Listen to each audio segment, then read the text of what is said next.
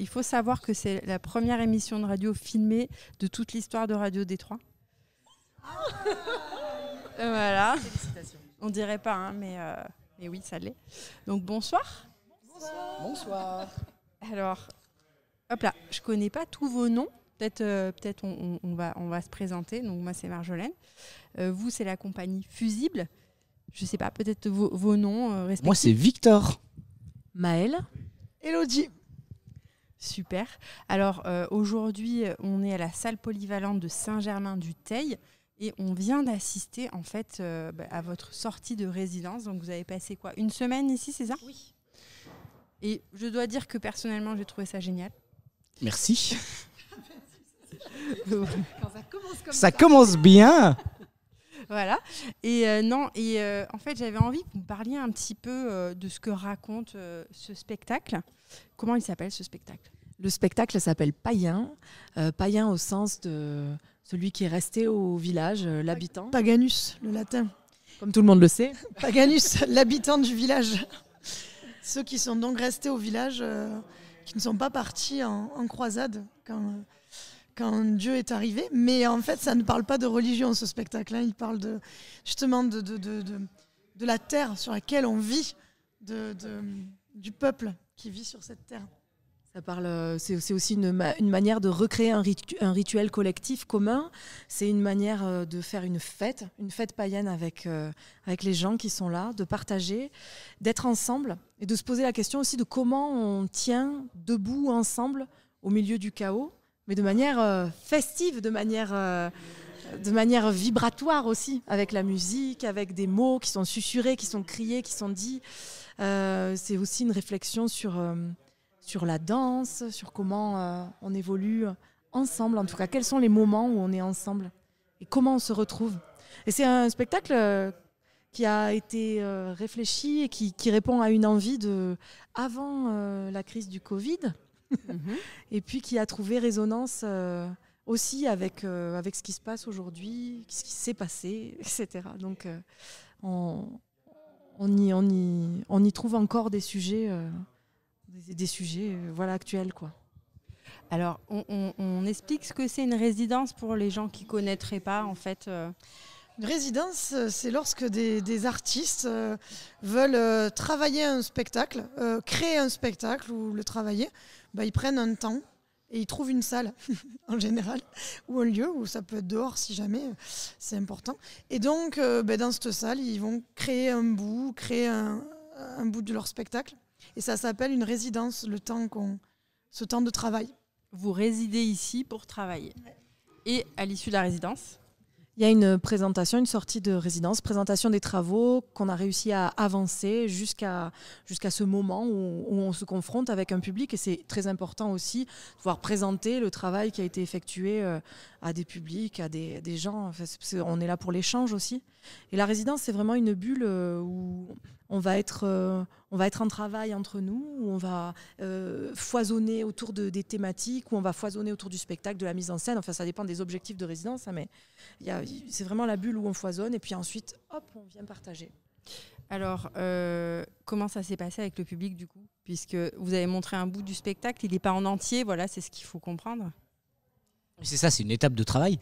Mais comment ça s'est passé avec le public ? Bien. De toute façon, on est toujours ravis de présenter le travail qu'on crée en huis clos. Donc, on est toujours ravis de le présenter devant des gens. Et puis, quand les gens ont le sourire et qu'on sent que ça prend, c'est aussi l'occasion de tester les réactions de ce que nous, on envoie et de ce que le public nous renvoie. C'est vraiment l'occasion de travailler ça, quoi. Alors, il faut dire que là, c'est tant d'énergie. Là, moi, je l'ai vécu comme ça. J'avais presque envie de me lever et de danser, en fait. Parce que c'est de la musique. Est-ce que vous pourriez parler de vos instruments respectifs un petit moment, s'il vous plaît ? Moi, du coup, je fais de la percussion. Je m'occupe de tout ce qui est partie percussion. C'est tout derrière, là. Tout derrière, voilà, ouais. le truc là qui... Voilà. Et du coup, je vous le dis pour eux. Donc, on chante tous les trois. Donc, on est tous les trois musiciens et tous les trois comédiens, parce que le spectacle aussi, il y a des textes dedans, il y a une narration, une dramaturgie. Maëlle joue du sous-bassophone. instrument incroyable qui fait vibrer le ventre. C'est vrai que c'est impressionnant, la taille en tout cas de l'instrument. Quoi. La taille est incroyable, le son est incroyable. Et la comédienne est incroyable. Tout est incroyable. Trio gagnant. Et Elodie joue de la trompette dans le spectacle. Voilà. Okay. Donc c'est un trio assez particulier qu'on a tenté, percussion, sous-bas, trompette.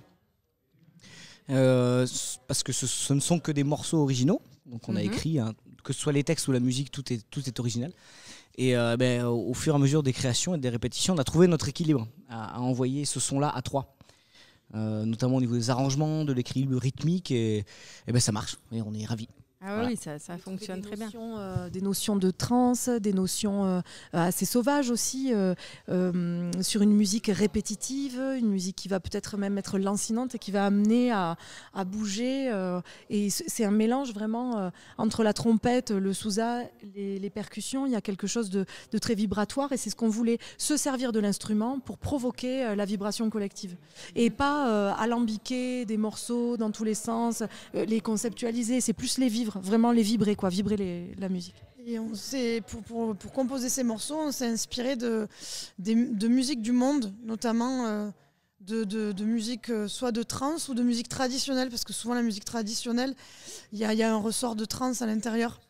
Et donc dans les compositions, on s'est inspiré de ça, de plusieurs couleurs du monde, mais après bien digéré et retranscrit à notre sauce, parce que c'est peut-être pas visible, mais en tout cas, c'est dans les couleurs et dans les vibrations.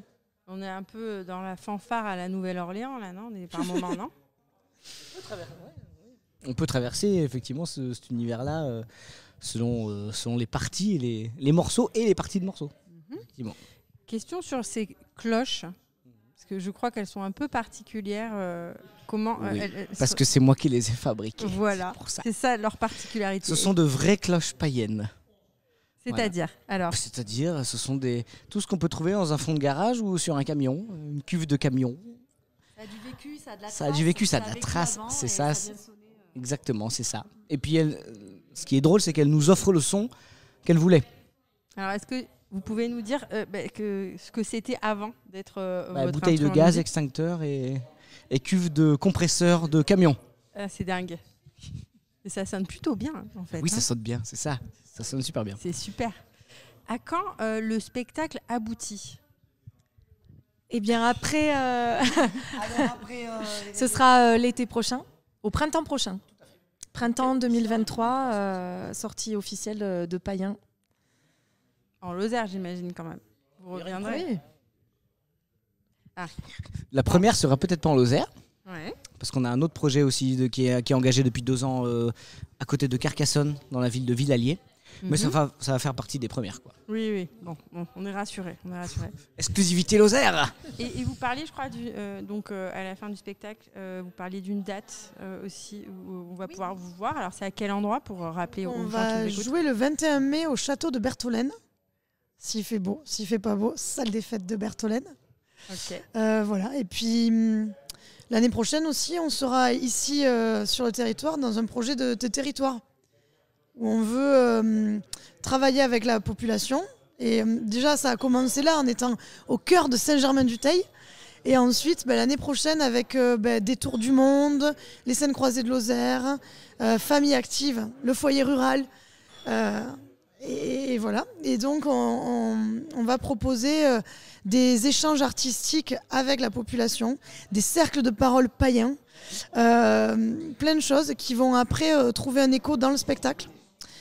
Donc, quand on jouera fin juin 2023 dans le coin ici, ça sera avec tout un apport aussi de ce travail-là avec la population et sans doute même la participation dans le spectacle des habitants. Super. On vous attend. On arrive. Voilà. À la prochaine alors. Merci. Et merci à vous. Voilà, on peut s'arrêter, ça va continuer à filmer, mais c'est pas grave. Ouais.